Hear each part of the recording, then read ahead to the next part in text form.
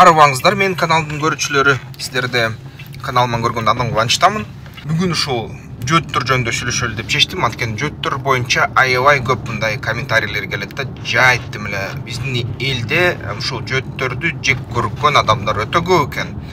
Бул деген дүйнө жүзү боюнча уят нерсе деп эсептелинчи. Экинчи дүйнөлүк согуштан кийин фашисттердин жөөттөрдү жаман көргөнү, бул антифашисттик кыймылдар, ушул антисемитизм деп атап, аны мазактап, уят кылып, ушул антисемитизм болбогула, жөөттөрдү жек көрбөгүлө, 6 миллион жөөттү Гитлер өлтүрдү деген сөздөр тарап, бүт мамлекеттер ушуга мындай ынанган да. Анын ичинде расмий түрдө ушул Советтик Союз да ынанган, анын ичинде Кыргыз Советтик Социалисттик Республикасы да ынанган. Ошол жөөттөрдү коргоп, ошолорду баягы Гитлердин карамагынан бошотуп Германия. Бирок негедир азыр комментарийлерди окусаң кайра эле ошол жөөттөрдү жек көрүү Гитлердикинен да ашып баратат да. Ошол керек болсо мен билбейм, эгерде эркиндикти берсе, кээ бир комментаторлордун жайына койсо, булар деген концлагерди курушабы же жөөттөрдү кайра камга такап атышабы же эмне кылышат булар, же геноцид кылып кайра баягы жөөттөрдүн чачынан жаздык жасап, кездеме жасап, жөөттөрдүн майынан самын жасайсыңарбы да. Ушундай нерсеге барганы даяр болуп атат да. Буга эмнеге ушундай, ошол кичине мага кызыктырды да. Кана ушул суроону карайынчы деп. Анан ушул теманы ошон үчүн ачтым. Талкуулайлы. Өзүңөрдүн пикириңерди айткыла, анан жөөттөрдү жек көргөн биздин жарандардын комментарийлерин күтөм да ушул видеонун астында. Болуш керек. Сен жөөт турбайсың, жөөттүн сөзүн сүйлөй турбайсыңбы дегендер жайнап кетти да. Мындай ачык, адилеттик, калыс сөз айтсаң деле, жөөттүн сөзү деп эле баягы кагып салгандар аз эмес да. Эмнеге ушундай, эмнеге фашисттик көз караш биздин коомдо ушунчалык тез өнүгүп атат? Көрөлүчү. Анда эмесе темабызды карасак, ошол суроо эмнеге туулуп жатат? Кыргызстанда кандай гана маалыматты жазбасаң жакынкы чыгыш боюнча көп учурунда баягы адептүү акылактуу адамдар лайк коет, унчукпай коет. Кээ бирлер айтат, молодец, жаңылыкты айттың, текшердим, баары жакшы деп, ошондой эле экен деп. Кээ бирлер айтат, дагы ушундай кыргызча контент кыл деп. Анан дагы бир бөлүк жаман сөз жазышат да. Ой, сен деген жөөтсүңбү деп. Анан ошол калктын катмары негедир ошол жөөттөргө өзгөчө жек көрүү сезимин келтирет. Ошону менен бирге анык исламда эгерде карасак, христиандар, мусулмандар жана ошол жөөттөр Курандын, ыйык китеби бар элдин өкүлчүлүктөрү, ошондуктан булар менен тынчтыкта жашайбыз деген халифтердин хадистери да бар, сөздөрү да бар. Бирок азыркы тапта бул нерсе такыр өзгөрдү.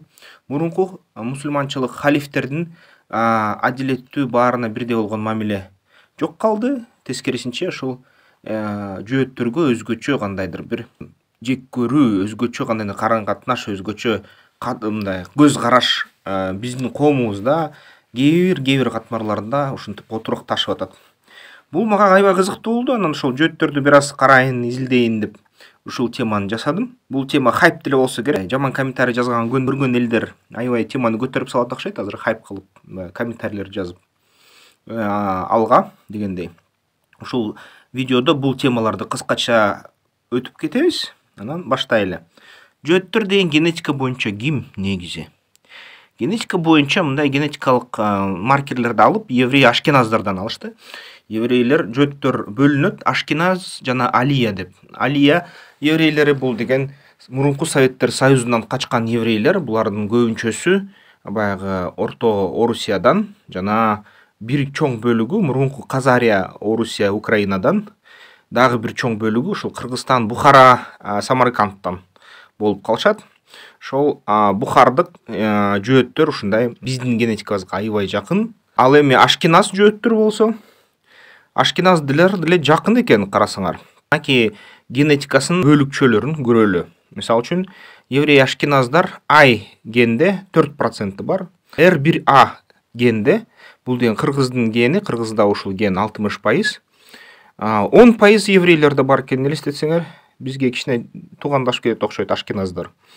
Анын сырткары R1B ушул орустарга таандык ген 9% бар. Славяндарга жана ошол германдык элдерге.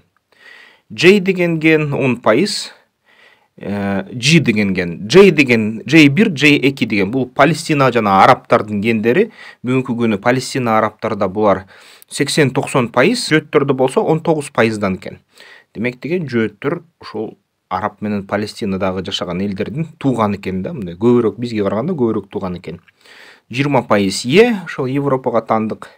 Калганы 2 жана 5% ушул баягы борбордук Европага таандык гендер болуп кетет. Ошондо палестиндерди карасак, булар R1A боюнча 1% экен, R1B боюнча 9%, ал эми J1 боюнча 39% экен. Булар нак арабтар экен да. Сауд арабтары карасак, бул жерде J жана 1, J2 деген ген гаплогруппа үстөмдүк кылат экен. Булардыкы карасаңар 16-40%, ливандыктар дагы 26-20%. Анан армяндарды карасаңар, армяндар да арабтарга аябай жакын экен, бирок R1B'ге көбүрөөк жакын болуп калышты бүгүнкү күнү ошол борбордук Орусиянын, Евразиянын элдерине. Анан немистер карабайсыңар гендерин, R1B орустардын гени, славяндардын гени немистердин жарымында бар экен. Анан сырткары 9% гени ошол кыргыздардын гени бар экен да немистерде.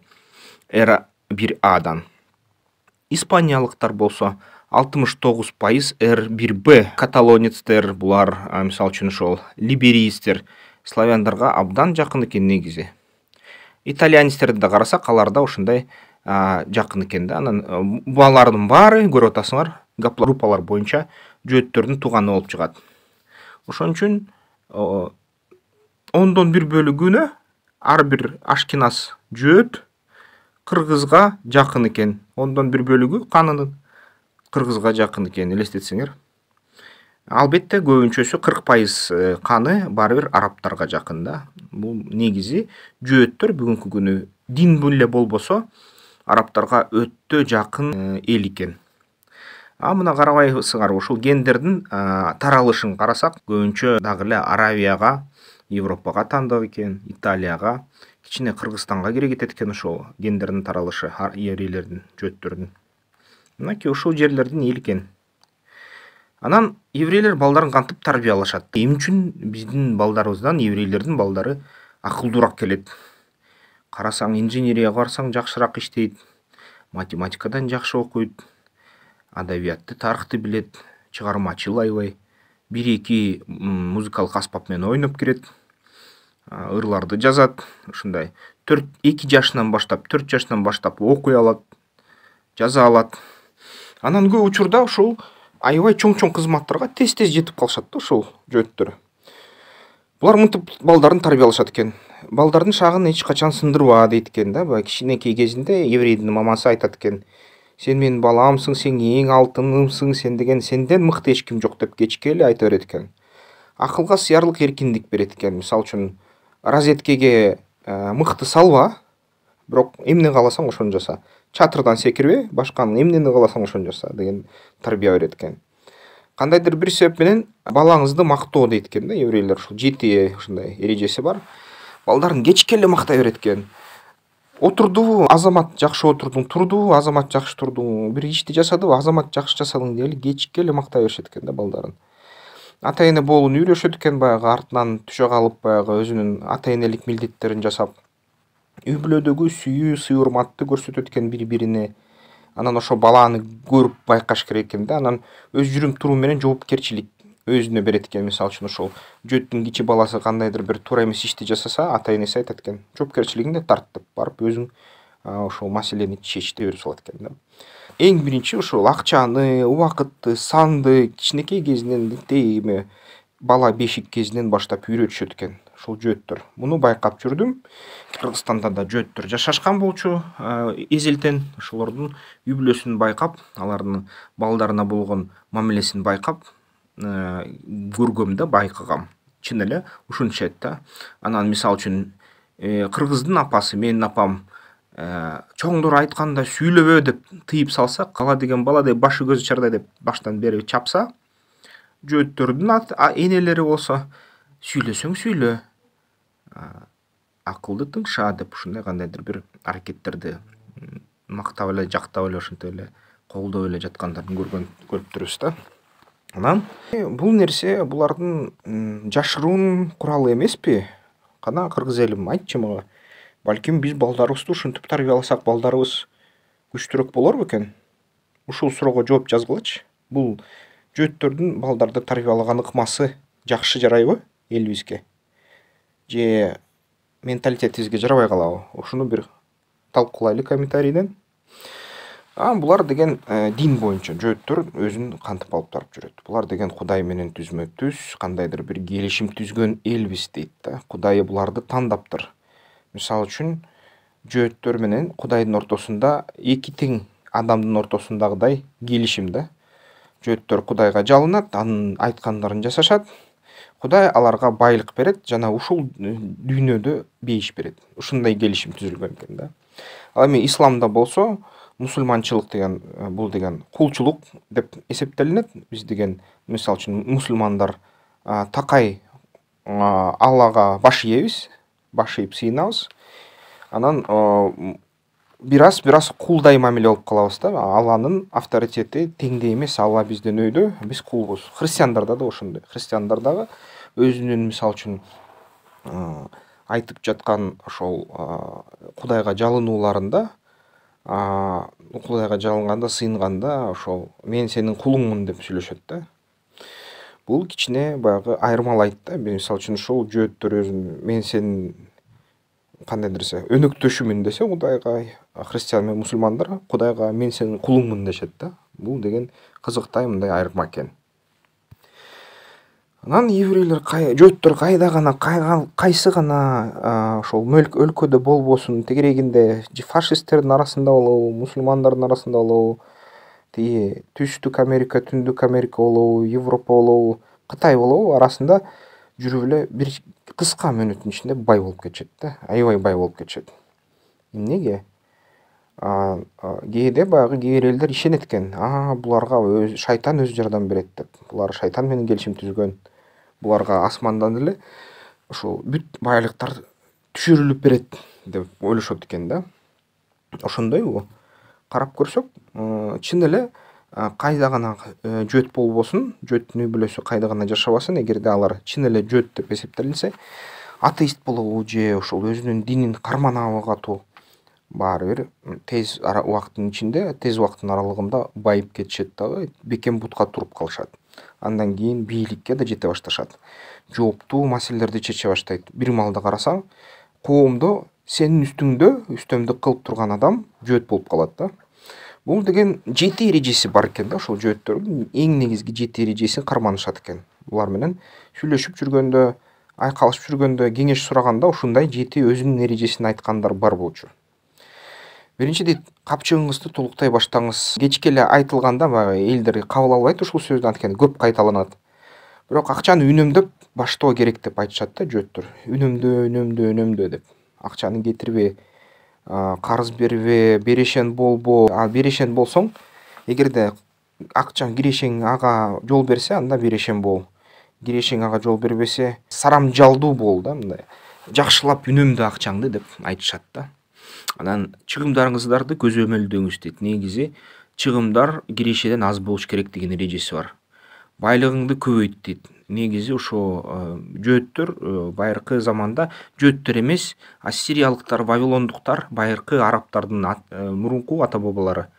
Алар ойлоп тапканда ошол акчаны жана банк иштерин. Жөөттөр болсо кийин акыркы эле 2000-3000 жыл булар ушул банк ишин колго алышты. Ошон үчүн алар акчага аябай ишенишет. Акчага ишеними менен аркасынан ошол акчанын системасын кайсы гана коомдо болбосун бекем өздөштүрүшөт жана ошол колдошот экен. Анан чыгымдарыңызды көзөмөлдөө дейт. Байлыгыңды көбөйт. Байлыгыңды жоготуудан сакта дейт. Үйдү тирешелүү ишканага айлант дейт. Үйдө жашасаң жөн эле жашай бербей, үйдүн ичинен да киреше алыш керек деп айтышат. Келечек үчүн киреше менен камсыз кылуу дейт. Пенсияга ишенбей, карыганыңда бай карып, бай өл деп айтышат да ошол жөөттөр. Акча табуу жөндөмүңүздү өркүндөтүңүз дейт. Бул деген кандай гана жол болбосун, кайсы жол коомдо акчаны көп алып келсе, ошол жолду өздөштүр деп өзүнүн балдарында бири-бирин үйрөтүшөт экен булар. Анан кээ бирлер айтышат булар деген массондор деп. Булар массончулук боюнча аябай көп мындай маалыматтар берилген болчу. Бирок жөөттөр чын эле массон ложаларынын жарымы жөөттөрдөн турса, жарымы баары европейцтерден турган, ар кайсы элдерден турган, бийликтеги элдерден. Жана негизи алар ошол массонго катышып, бири-бирибиз менен сүйлөшүп, кандайдыр бир клуб катары колдонобуз деп чын эле ушундай клубтарга биригишкен. Эмгичекти бул кыймыл бар, эмгичекти иштейт. Оякта бай адамдар жана бийликтеги адамдар кээде кездешип бири-бири менен сүйлөшөт, бирок ким гана аны каалабасын ушундай болот деп, баары бир массондордо анык бийликтин көпчүлүгү жок экен. Байкасак, ушул коомду изилдесе, бул менин жеке пикирим, массондор дүйнөнү башкара албайт. Анткени эгерде массондор дүйнөнү башкара алса, анда ушунчалык өзүнө зыяндуу нерселерди, ушунчо өзүнө катуу кара пиарды, ушунчо көп каталарды эл аралык дипломатияда кетирмек эмес булар. А булар кетирип жатышат. Булар бийликтегилер дайыма ката кетирип жатышат. Ката кетирген аркасынан элдер өлүп атат, элдер кыйналып атат. Эгерде бул жерде кандайдыр бир башкаруу болсо, анда мындай нерселер азыраак болмок. Бирок менин байкашым боюнча, Пилевин айткандай, миром правит не тайная ложа, а явная лажа. Кыргызча айткандай, дүйнө жүзүн массондук жашыруун ложа, уюм башкарбайт, дүйнөнү каталар башкарат да, мындай айтканда. Ачык айкын каталар. Анан кээрлер дагы айтат, бул массондор иллюминаттар деп. Бирок биздин элдерибиз көпчүлүк баягы иллюминат деген сөздү билбейт экен да. Иллюминат деген сөз бул деген Ватиканда пайда болгон бир уюм болгон дейт. Ал деген Ватиканга оппозиция катары түзүлгөн. Жана Ватикан эгерде чиркөө жаңы билимге жол бербейбиз, прогресске жол бербейбиз, Жордана Бруно деген окумуштууларды, имлимпоздорду өрттөйбүз деп өрттөп жатканда орто кылымда, иллюминаттар болсо биз деген элге, элдин агартабыз, элге маалымат таратабыз, элге билим бөлүшөбүз, илимди өркүндөтөбүз деп ушул кыймылды баштагандагы чиркөө менен согуша баштаган. Согуша баштаган иллюминаттар ошол китептерди жазып, маалыматтарды жазып, таратып, элдин баарына мындай маалыматты ачып, илимге үйрөтүп, билимге үйрөтүп, маалымат жайган адамдар болгон да. Анан ошону чиркөө кез-кезде кармап, өрттөп турган да, баягы отко же болбосо баягы асып турган ушул мүчөлөрүн, иллюминаттардын. Бирок кийин 17-18 кылымдарда ошол иллюминаттардан легенда кылып салышыптыр да. Булар деген дүйнөлүк өкмөт, булар баарыбызды башкарат, булар деген жашыруун түрдө ар бир бизди чүчкүргөнүбүз, каткырганыбыз булардын буйругу, булардын ою менен болот деген азыр ушул сөздөр болот. Көп иллюминаттардын көбү жөөттөр болгон дешет. Тарыхый чындыкты алсак, ошол иллюминат кыймылынын 30% чейин мүчөлөрү чын эле жөөттөр болушкан.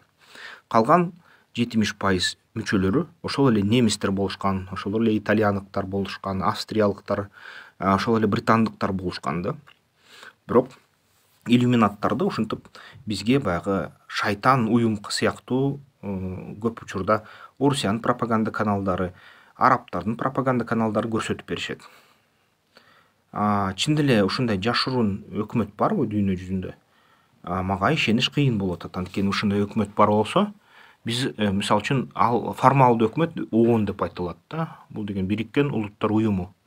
Бирок көрүп атасыңар өзүңөр, Бириккен Улуттар уюму колунан жакшы нерсе, мындай тынчтык менен согуш суроолорунда эчтеке колунан келбей жатат. Анан ЗОК деген дагы ойлор бар. Ошол жөөттөр дейт дүйнө жүзүндө ушундай зионисттик жалпы өкмөт түзүшкөн дейт. Ушул сионисттик өкмөт дүйнө жүзүн башкарат деп айтышат да. Чынын айтса, эгерде мындай коомду карасаң, андай ой келет. Анткени карасаң, бийликте көп учурда дүйнө жүзү боюнча эң чоң мамлекеттердин чоң кызматтарында жөөттөр, чоң эл аралык гезиттер жөөттөр менен башкарылат, Голливуд жөөттөр менен башкарылат. Мисалы үчүн эң күчтүү курал кармаган өлкөлөр жөөттөр менен башкарылат. Ошол эң чоң эл аралык уюмдардын башында жөөттөр турат. Ошону көрүп алып ишенесиң да, бул деген чын эле дүйнөлүк өкмөт окшойт депчи.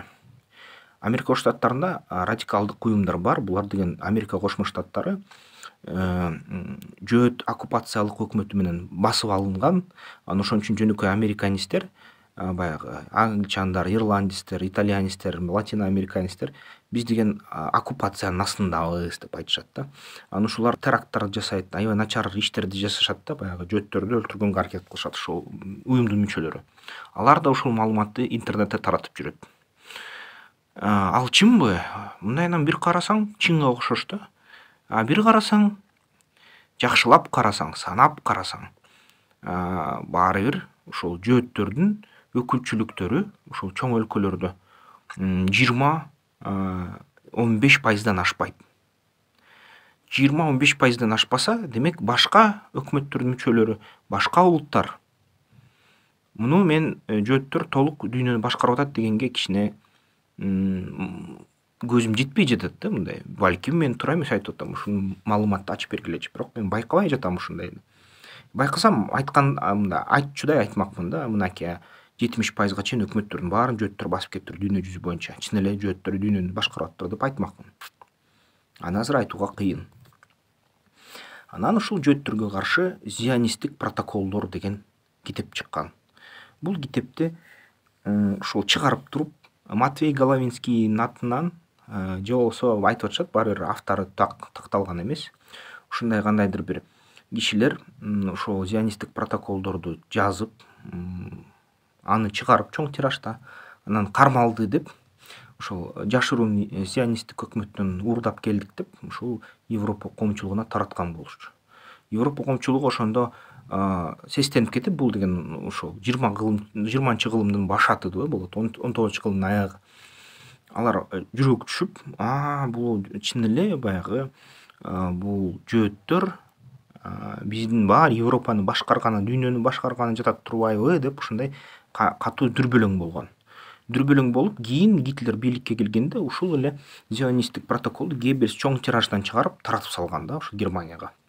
Бул нерсе баягы еврейлерди жек көрүш үчүн, анан аларды өлтүрүш үчүн колдонулган нерсе болгон. Ушунун аркасы менен аябай чоң геноцид болуп кеткен. Бүгүнкү германиялыктардын изилдөөчүлөрүнүн айтуусунда 3 миллион еврей өлтүрүлгөн, Освенцим, Дахау жана башка ошол концлагерлерде Германияда. Жөөттөрдүн өзүлөрүнүн айтканы боюнча, изилдөөчүлөрү айтканы боюнча 6 миллион жөөт өлтүрүлгөн да ушунун аркасы менен. Анан айтылат, жөөттөр ушул аябай сарамжал деп. Бул деле чындыкка жатат. Жөөттөрдүн эрежеси сарамжалдуулук. Кээ бирлер айтышат, ушул жөөттөр деген коомду гой жана yok деп бөлөт деп. Гой деген бул деген жөнөкөй адамдар, башка улуттар, бул деген жөөттөрдүн кулу болот деп. Тоорада жазылган деп айтып атат. Анан yok деп баягы аябай жогору деңгээлге чыгып кеткен, аябай акылдуу адамдар деп. Жөөттөргө атаандаштык түзө алган адамдар деп айтышат да. Библия менен, Куран менен салыштырып карасам, андай сөздү тапкан жокмун. Башка баягы Библиянын өзүндө да, Торатта да, Эски Насатта ушул көбүнчө Кудайдын аты менен көп элдерди кыргыла, өлтүргүлө, эгерде силерге кол салса, бул жерди мен силерге берем, ушул жерде жашап аткан ханаандарды өлтүргүлө деген сөздөр бар. Андан сырткары мындай айыптоочу сөздөр тапкан жокмун. Жөөттөрдү кыйын бололу, жөөттөрдү менен атаандаша алгандай бололу. Буларды акыл жаатынан жеңели, буларды бизнес жаатынан, байлык жаатынан жеңели деген элдер аз дүйнө жүзүндө. Бирок көрө албастык кылуу абдан жеңил. Балким ушубу. Балким жөөттөрдүн да кандайдыр бир начар иштери барбы. Негизи Израиль. Бул деген баардыгы Израилден келип жатат да, араб дүйнөсүнө бүгүнкү күнү эң чоң таарыныч бул Израилдин түзүлүшү. Бальфур декларациясы болгондон кийин Бальфур ушу Германиядан биздин 6 миллион кишини өлтүрүштү. Биз деген түшүндүк, бизди бүт дүйнө жүзү жек көрөт, бүт дүйнө жүзү бизди өлтүрөт. Ошон үчүн биз өзүбүздүн мамлекетибизди курмайынча жыргабайбыз, өлөбүз, жоголобуз деп Бальфурлар жана башка жөөттөр ушундай кайрылганда, мурунку жөөттөрдүн ушул жашаган байыркы 2000-3000 мурда жашаган жерлерин Британия ал кезде кармап турган, Осман империясынан басып алып, алар деген ушуну тапшырышкан да, Палестинанын мандаты Британиянын колунда болгон. Ошол Британия, Советтер Союзу, Америка Кошмо Штаты биргелешип Франциянын макулдугу менен ошо Израиль мамлекетин түзгөнгө жардам берет 1945-жылы. Мына ушундан жөөттөргө болгон өзгөчө карым-катнаш, өзгөчө жек көрүү дагы бир өстү. Бүгүнкү күнү билесиздер, Газа маселеси турат. Газаны бүгүнкү күнү цахал чаңга сапырып таштады. Ушундай азыр көрүнүш Газада. Газалык Хамастар баягы еврей израилдерге кол салган. Ошондо Америка Кошмо Штаттарынын жардамы Тайваньга, Израилге кете баштайт, Украинага барбай калат деп. Ким гана дебесин, бүгүнкү күнү болуп аткан реалдуулук ошого алып келди. Чын эле Америка Кошмо Штаттары жардамын токтотту. Израилди коргоп жагы өзүнүн авианосецтерин Кызыл деңизге алып келип хуситтер менен согушуп атат. Америка Кошмо Штаттары Украинага жардам барбай атат. Тайваньдан дагы өзүнүн күчтөрүн алып коюшту Америка Кошмо Штаттары. Демек, серепчилердин, саясаттануучулардын ою чын болуп кетиши ыктымал болуп жатат да. Эгер андай болсо, анда демек чын эле ошондой болгондур. Бирок аны дагы далилдөө керек. Кантсе да ушул Израилди ушундай катуу чагымчылдуулукка алып келип, Израилди ушундай геноцидке түрткөн элдер өзүнүн максатына жетти. Эми Израилдин кийин болушу чоң суроо астында, анткени ушундай иши менен Израиль дагы фашисттик Германиядан айырмаланган жок да, азыркы жакындап баратат. Албетте Израилдер өзүлөрүн коргонуп жатабыз деп айтууда, бирок аша чапкан кездери дагы бар. Андан сырткары Израилдин коому гибриддик согуштарга, жаңы технологиялык согуштарга, маалыматтык согуштарга туруштук бере албай калды. Ошон үчүн Израилдин иши начарлап баратат. Дүйнө жүзү боюнча антисемитизм индекси өсүп атат. Таң калыштуу. Эң жөөттөрдү жек көргөн Түндүк Африка өлкөлөрү, Аравия өлкөлөрү, түрк тилдүү мусулман өлкөлөрү, Орусия, анан таң калыштуусу бул Марокко менен Түштүк Корея жана ушул Филиппин өлкөлөрү. Эми Филиппинде мусулман бар, Түштүк Кореяда мусулман жок. Таң калыштуу, бирок Түштүк Кореядагы жөөттөрдү жек көрөт экен. Мындай көрүп атасыңар, жашылыраак бул аз, кызылыраак көп деген сөз да, антисемитизм. Ушундай дүйнө жүзү боюнча жөөттөрдү жек көрүү өзүнчө кээ бир улуттардын улуттук спортко айланып калды да. Анан мисалы үчүн Кыргызстанда да ал көрсөткүч өсүп баратат. Мисалы үчүн бүгүнкү күнү жөөттөргө Кыргызстанга, Казакстанга, Өзбекстанга келгенге эскертүү салынат. Келсеңер абайлагыла дейт да. Израилдеги болуп кеткен жаңжал азыр Газаны жөөттөр чаңга сапырып аткан себеби бул деген провокация, мындай ийгиликтүү провокация десек, ал провокациянын максаты эмне деп сурасаңар, эң кызыктуусу 20-жылы 28 январда ошол Дональд Трамп ушул араб өлкөлөргө Израиль менен достошолу деген сунуш берген болчу. Ошол анан 22-жылы, 23-жылы, өткөн жылы так ушул баягы Хамас өзүнүн жорутулуун Израилге баштаарынын астында Бахрейн, анан Израиль, анан Эмират, Бириккен Араб Эмираттар жана Сауд Арабтар жолугуп Авраам келишимдерине кол койгону жаткан. Ошол Авраам келишимдеринин кол койгонуна чейин бир жума калган. Ошого жеткирбей жанакындай Хамас кол салып кетти.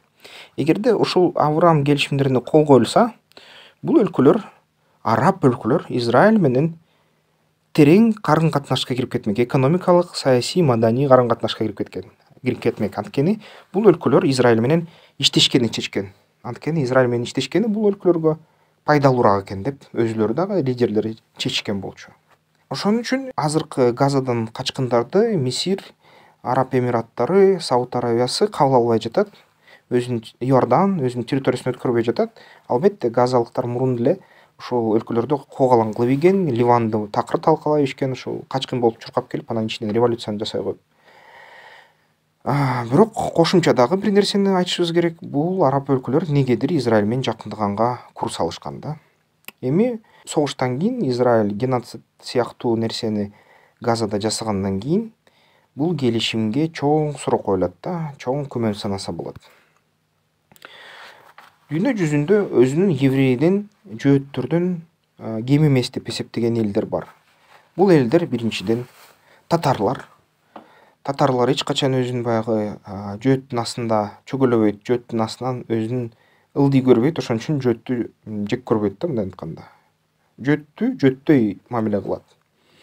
Жана британецтер. Британецтер булар деген айтышат, биз деген жөөттөрдөн акылдуубуз керек болсо. Биз деген жөөттөрдөн коркпойбуз, бизде ошон үчүн жөөттөрдү жек көрүү деген нерсе жок дешет да. Так ушундай эле бүгүнкү күнү жөөттөрдү бүт банк сферадан, байлык сферадан, маданият сферасынан, ар кайсы гана тармакка барбайсың, бүт тармактардан бүгүнкү күнү Кытайлар жеңип жатышат. Кытайлар жөөттөрдөн үстөмдүк кылып жатышат. Жакынкы арада ошол Кытайлар жөөттөрдү толугу менен дүйнө жүзү боюнча чоң-чоң кызматтарда, чоң-чоң бизнестерде жеңишет дагы, алардын үстүнөн үстөмдүк кылып калышат деген сөздөр айтылып жатат бүгүнкү күнү. Кытайлар жөөттөрдү жеңип жатат. Ошол кыскача пикирим ушундай. Маалымат бекер, каналды колдосоңор, өз ыктыярыңыздар менен колдоп койсоңор болот. Уинстон Черчилль айтыптыр да, Британиянын премьер-министри. Улуу Британияда дейт, антисемитизм жок дейт, жөөттөрдү жек көрүү жок дейт. Анткени деген дейт, биз деген өзүбүздү британиялыктар, англичандар жөөт биздерден акылдуу деп эсептебейбиз, биз деген өзүбүздү жөөттөрдөн да акылдуу деп эсептейбиз. Керек болсо ошол жөөттөр бизден акылдуу эмес деп айткан да. Ошо Черчилль. Мен деле ошонтой айтат элем. Мындай жөөт болгон, еврей болгон акылдуу адамдар менен кезиккем, сүйлөшкөм, таймашкам.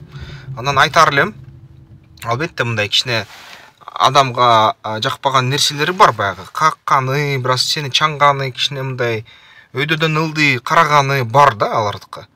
Бирок алардан үйрөнүш, алардын билими өтө мыкты, өтө зор да. Алардан үйрөнүш, тим эле укмуш. Алардан идеяларды алыш, аларда ой жүгүртүш аябай пайдалуу да. Алар деген акылдуу жана көптү билген адамдар болушат. Баягы жашоонун кандайдыр бир тагдырдын басымынын аркасы менен. Ошондуктан булардан үйрөнүш керек, булар менен тең атаандашыш керек.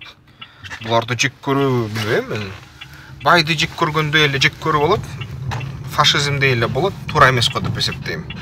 Анткени мен Уинстон Черчилль эле айтар элем да, кыргыз деле эгерде өнүксө, окуса, чокуса, жөөттөн ашып кетет акыл боюнча. Бул дүйнө ушундай экен да, эгерде байлык жана акыл менен билимиң да күчтүү, чоң болсо, анда сени сүйгөндөр аз экен негизи. Анткени адамзат негизи бул атаандаштык чөйрө. Видеолордон көрүшкөнчө.